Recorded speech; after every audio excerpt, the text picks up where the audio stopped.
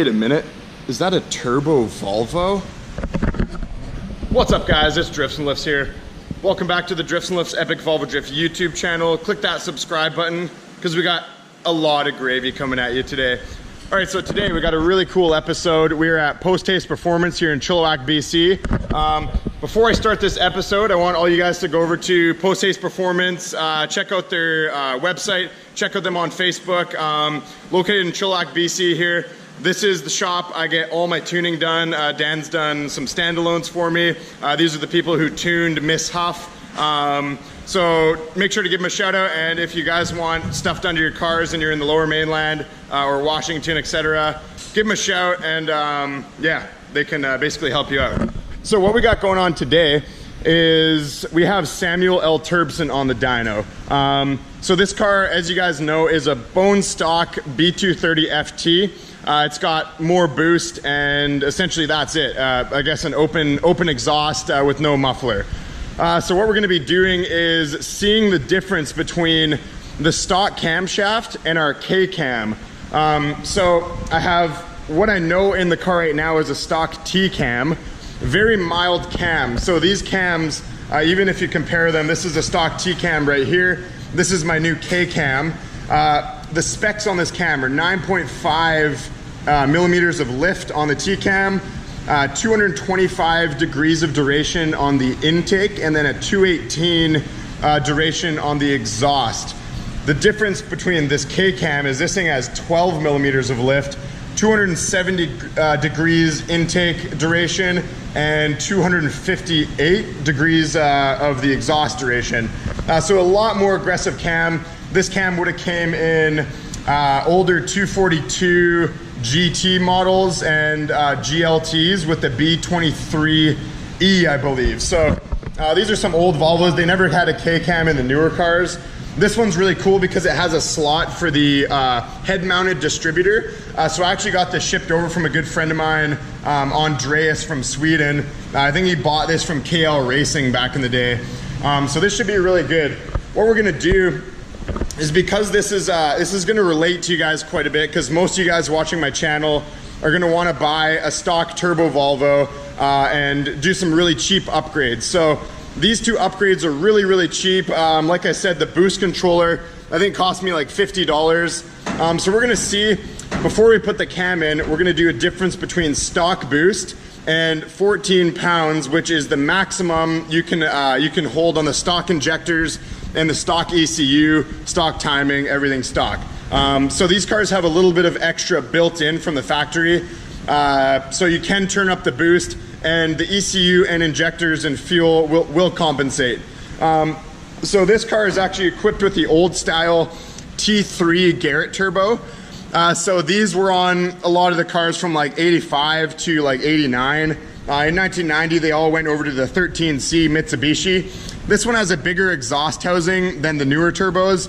I'm not too sure if it's a better performing turbo. I've never really compared the two side by side. Still a stock turbo, mind you, so it's not gonna be anything crazy.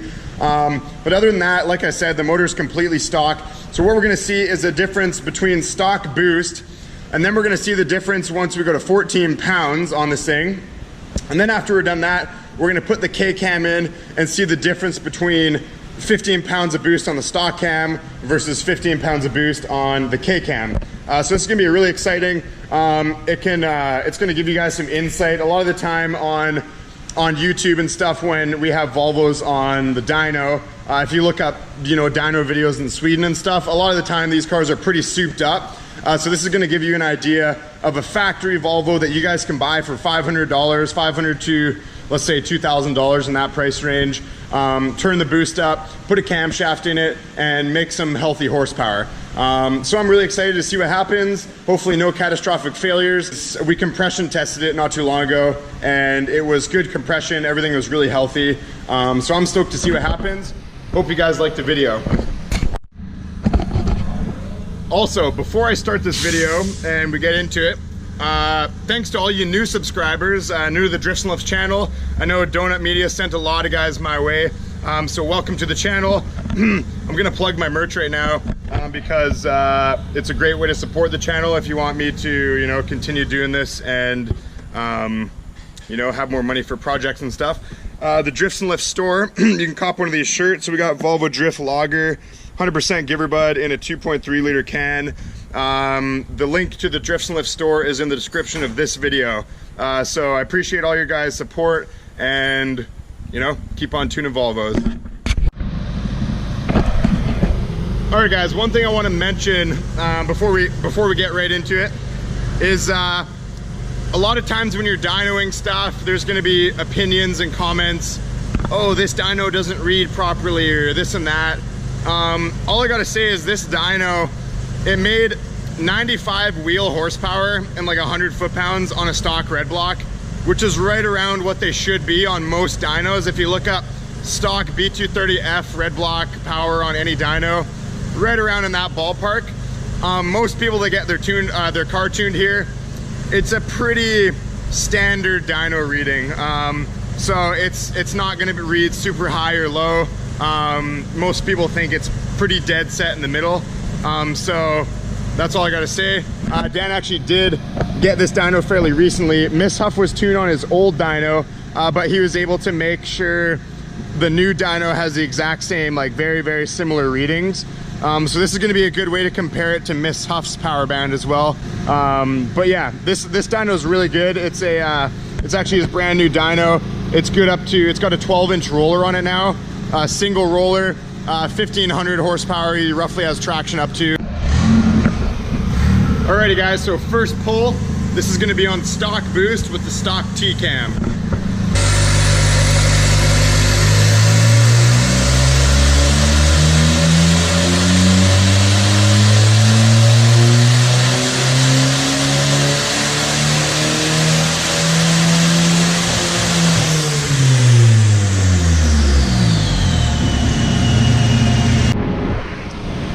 All right guys, so here's our first run.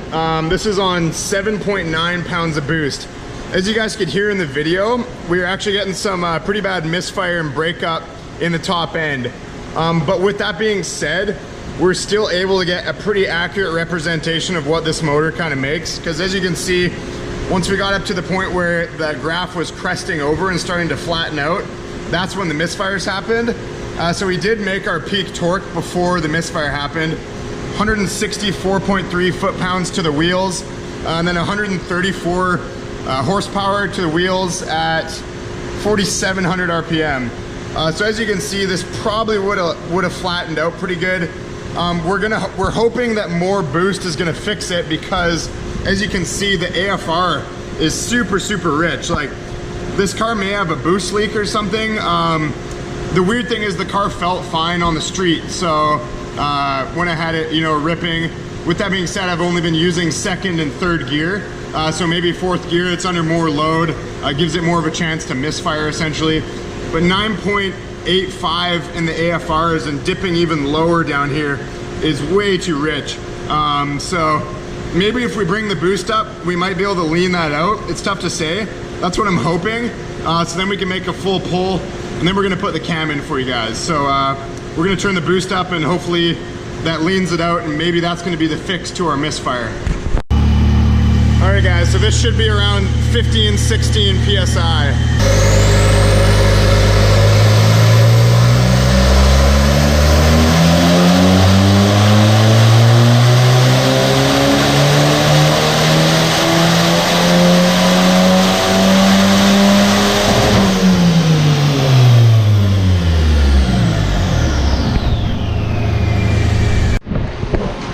All right guys, so our last pull was at roughly 15 pounds of boost.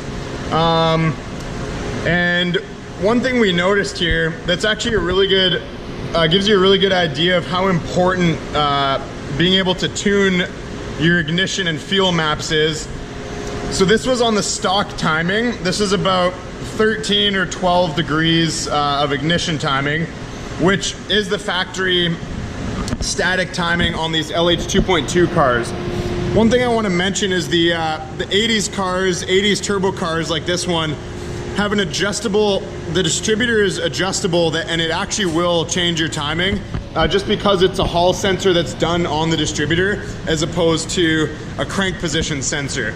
So on these cars, all the turbo 740s in the 80s you can actually adjust your ignition timing with the distributor, and essentially that's going to adjust your ignition timing everywhere in the whole timing map. So that's why a standalone is so beautiful, because you can adjust, you know, wherever in the RPM you want different stages of timing and that kind of thing. But this shows you how bad stock ignition maps and stuff really are for, you know, going up in boost and making more power. So as you can see, we actually made a lot more power. We got 231 foot-pounds of torque. We actually made 180 horsepower to the wheel.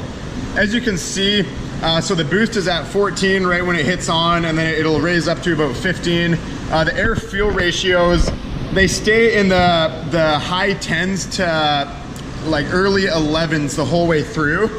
Now, one thing to mention here though is you can see this is your knock as you go through the curve. So we were actually getting a fair amount of knock, which is not what you want.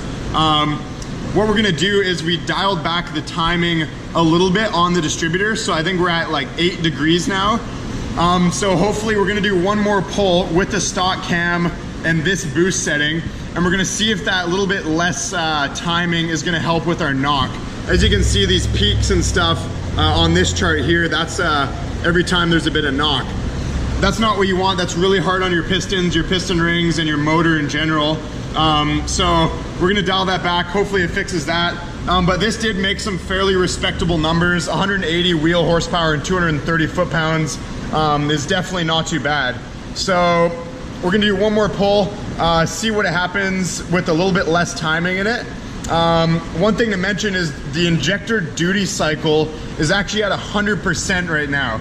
So these injectors, the reason it leaned out is more or less because there's no more fuel available. It's not because the ECU cleaned it up in that way. So this injector, you're not gonna wanna go, this proves my my point that you should not go more than 14, like 13, 14 pounds on the stock injectors and ECU on one of these cars. As soon as you go past that, you're simply at max duty cycle on your injectors, and you're leaning the shit out of the motor. So it's not what you want. We're gonna do one more pull here and see what happens.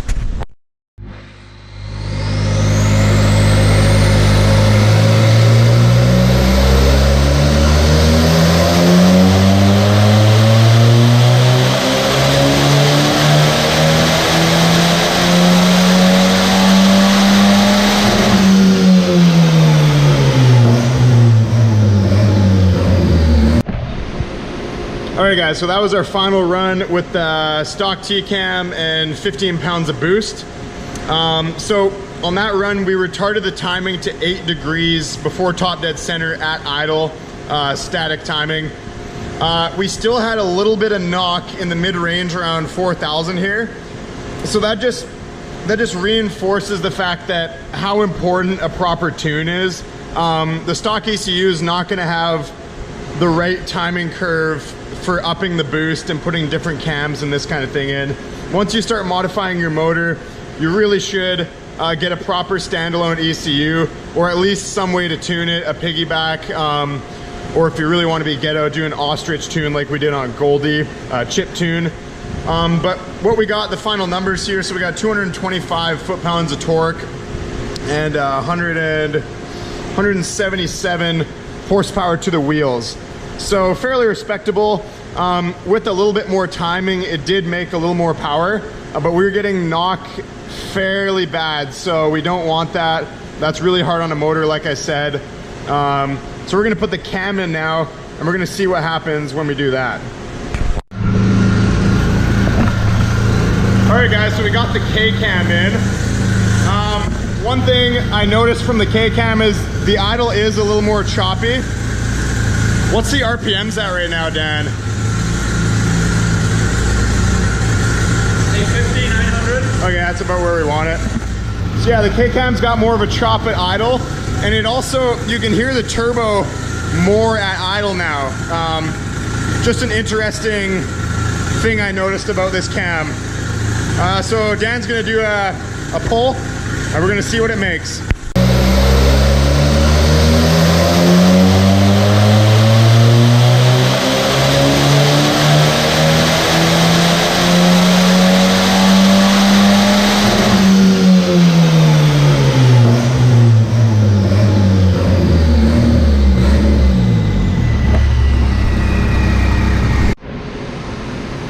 Alrighty guys, so we got our final graph here. So we got the K-cam and the T-cam overlaid so we can compare the two dyno charts.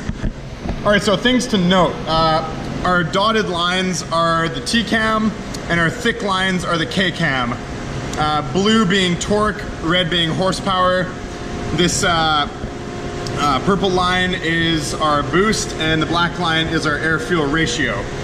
So as you can see, the K-cam, it made it boost quite a bit later, a good like 300 RPM or so, 400 RPM even later. So boost came in later. One thing I'll note is I actually had to turn the boost controller up a tiny bit because the first run that we did with the K-cam, the boost was actually down quite a bit. So I turned the boost up a little bit just to counteract that so it would be the same.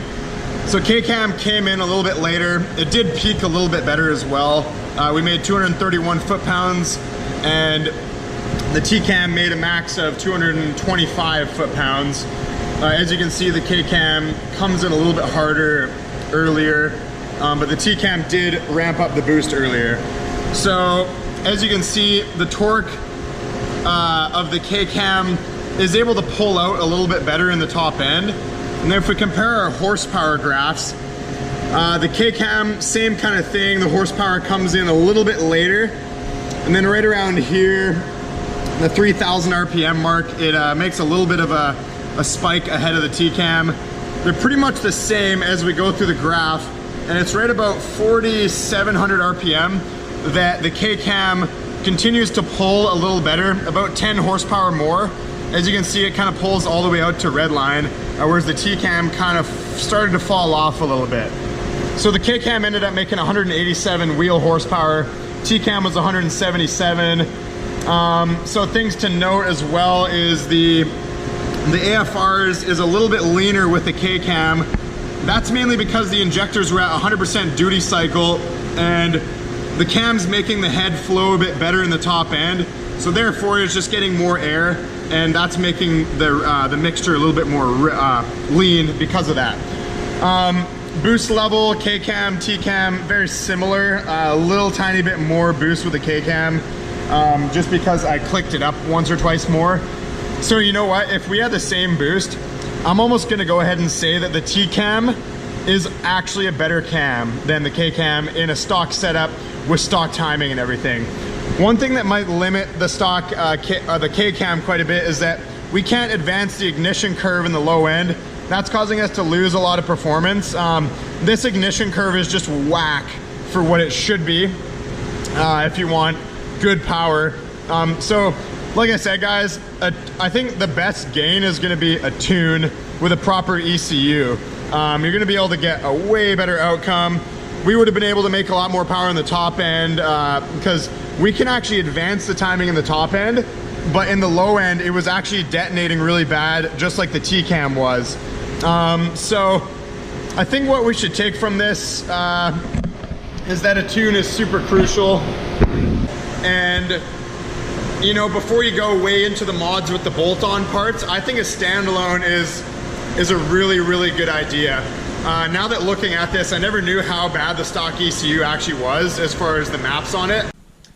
Sorry about that guys, my camera died right when I was filming that last little part of the video. So basically, just an overview of kind of everything that went on. We did the 7 pounds of boost compared to 14 to 15 pounds. So I didn't really mention it when I was explaining that, but we may have got a little bit better numbers on the stock boost if we didn't have that weird boost leak. So I'm not too sure what was going on. The fact that the AFRs were that rich on stock boost, something's a little off. So I think I got a boost leak somewhere in here. I have checked all my hoses and hose clamps and stuff, and that those seem to be completely fine. So there might be a small pinhole leak in the intercooler. Maybe like the blow-off valve could be leaking or something. But with that being said, I don't think the numbers would have been too far off, even if, holy fuck man, wasps coming to attack me. I don't think the numbers would be too far off if the AFRs were perfect, because most of the stock Volvo B230 FT dynos I see on the internet are actually right around there, about 135 wheel horsepower. So maybe it would have been like 140. So all in all, you can expect kind of a 30 to 40 wheel horsepower gain from simply just installing a $50 manual boost controller. And like we said in the video, there was some ping on the onset of boost and kind of in the mid-range of the RPM. So that's not good. We actually had to dial the timing back less than factory. Right now it's running at 8 degrees static timing before top dead center. Factory is rated at about 12 plus or minus 2, so anywhere from 10 to 14, I guess. So this K-cam, if I had it advanced, it would actually ping so hard. It would not be cool. In my opinion, this K-cam is not as good of a cam on a stock setup as a T-cam, but I wish I had an IPD turbo cam to try on this, because I think that would have outperformed both of these cams. I do have an A cam, that's in Edna right now. That might actually be a really good mid-range, kind of in between the two cams. The K-cam having so much intake duration isn't really great for a turbocharged application. It's kind of bleeding off compression that you'd want otherwise, so you can spool the turbo quicker and stuff. But all in all, gives us a pretty good kind of idea of what you can expect for these really budget mods on these cars. And if you guys noticed, I painted my valve cover white, and I polished the Volvo logo. I think it looks pretty cool. I might paint this pipe white, kind of make the engine bay look a little more dope. I don't know. Another thing, I might actually try this just for the lols, just to make a funny video on one of the next videos. I might just delete the blow-off valve altogether. So I'll run a different pipe that doesn't have the recirc pipe right here, and a different intake hose without the recirc hose on it. And I'll just let it turbo flutter and make some choo-choo noises, because choo-choo noises are kind of fun. And with this recirc valve, you don't really hear too much choo-choo, just a little kind of psh coming off. So yeah, all in all, I think that's a good video. Thanks for watching, guys, and make sure to like and subscribe for cold hard Volvo nipples. See you next time. Peace out.